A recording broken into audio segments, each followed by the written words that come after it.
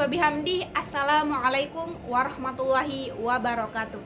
Salam sejahtera untuk kita semua. Shalom, Om Swastiastu, Nama Budaya, dan salam kebajikan. Puja dan puji syukur kita panjatkan atas kehadirat Allah Subhanahu wa Ta'ala yang telah memberikan kita beribu-ribu macam nikmat sehingga kita masih diberikan kesempatan untuk bernapas seperti saat ini. Tak lupa pula kita haturkan salawat serta salam atas junjungan alam Nabi besar Muhammad Sallallahu Alaihi Wasallam. Semoga kelak di hari akhir kita diberikan syafaatnya. Bapak Soekarno pernah berkata, belajar tanpa berpikir tidaklah berguna, tetapi berpikir tanpa belajar itu sangat berbahaya. Bermimpilah engkau setinggi langit, jika engkau jatuh akan jatuh di antara bintang-bintang. Saya Eka Aprilianti dari Universitas Pendidikan Mandalika Mataram, Prodi Teknologi Pendidikan dengan NIM 22161025. Saya di sini untuk menyelesaikan tugas UAS dari mata kuliah Sistem Komunikasi Pendidikan dengan dosen pengampu Bapak Zinuran MPD. Adapun materi yang akan saya sampaikan adalah bahasa tubuh dasar. Dalam bahasa tubuh dasar ini ada 6 yang harus kita perhatikan. Yang pertama ada kepala. Gerakan kepala yang tepat saat berbicara dapat membuat seseorang terlihat lebih yakin dan berwibawa. Menganggukkan kepala dengan sesuai kata yang keluar juga dapat membuat lawan bicara merasa nyaman. Penting untuk menganggukkan kepala dengan kecepatan tepat, tidak terlalu cepat ataupun lambat. Riset juga menunjukkan bahwa mengangguk dari atas baru ke bawah dapat meningkatkan kepercayaan diri seseorang. Oleh karena itu, penting bagi kita untuk selalu memperhatikan gerakan kepala kita saat berbicara agar dapat memberikan efek yang positif dan percaya diri kepada lawan bicara. Yang kedua, ada wajah.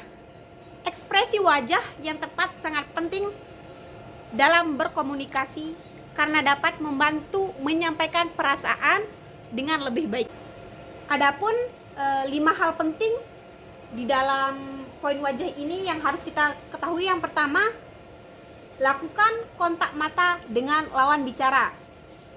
Kontak mata yang tepat atau kontak mata yang efektif adalah 1:3 dari total waktu bicara. Misalnya kita bicara selama 30 menit, maka 10 menit diantaranya lakukan kontak mata. Yang kedua, kalau merasa kurang nyaman melihat mata lawan bicara, kita bisa melihat alis, hidung apabila jarak antara kita dengan lawan bicara cukup jauh. Tidak akan terlalu terlihat bahwa kita sedang menghindari tatapan mata, tapi kalau dalam jarak dekat lawan bicara akan merasa aneh kalau kita memperhatikan hidungnya bukan matanya. Yang ketiga, kedipan mata. Orang yang sedang menyimak, matanya akan berkedip secara berkala sekitar 10-20 kali per menit. Ini menandakan informasi yang dia terima tersalurkan sampai ke otak. Jadi, kalau kita sedang berbicara tapi mata lawan bicara kita tidak berkedip, ini artinya dia ada di depan kita tetapi pikirannya di tempat lain alias bengong. Terus yang keempat, mata membesar versus mata mengecil. Sudah umum kita ketahui apabila kita menyukai apa yang dilihat, maka pupil mata kita secara otomatis membesar. Sementara mata yang mengecil menunjukkan kalau kita kurang menyukai apa yang dilihat. Hindari mengecilkan mata saat bertemu seseorang. Yang kelima, ada senyum. Senyum itu menular. Jadi, kalau kita tersenyum, maka besar kemungkinan orang yang melihat kita juga akan ikut tersenyum. Senyum yang tulus terlihat dari mata yang sedikit mengecil dan kerutan di ujung mata dan bibir. Jadi, apabila ada yang tersenyum tapi matanya kosong, bisa jadi itu senyuman basa-basi.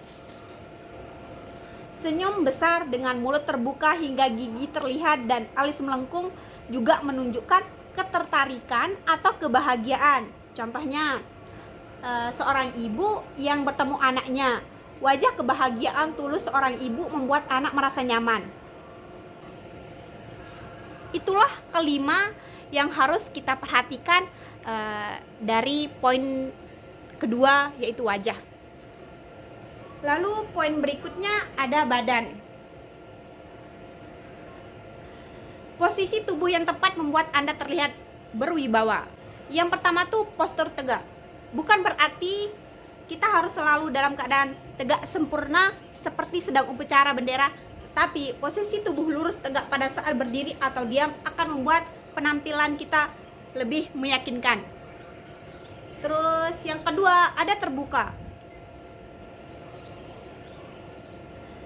Kalau tidak perlu, jangan bicara di balik podium atau meja, apalagi kursi. Objek yang menghalangi kita dengan lawan bicara akan terlihat seperti pembatas, sehingga kedekatan akan berkurang. Ingat, pembicara yang hebat adalah yang membuat lawan bicara atau audiensnya merasa dekat. Terus yang ketiga, perut. Arahkan badan, khususnya bagian perut, ke orang yang sedang kita ajak bicara atau orang terpenting di antara audiens. Ini akan membuat seseorang tersebut merasa dihargai dan diperhatikan, yang hasilnya akan membuat kita juga lebih diperhatikan.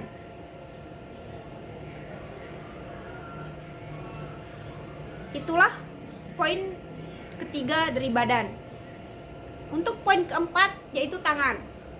Tangan adalah salah satu unsur paling penting dalam bahasa tubuh saat berbicara, karena menggunakan tangan bisa membuat kita terlihat lebih santai sekaligus memberi efek penegasan dalam berbicara. Untuk poin kelima ada kaki.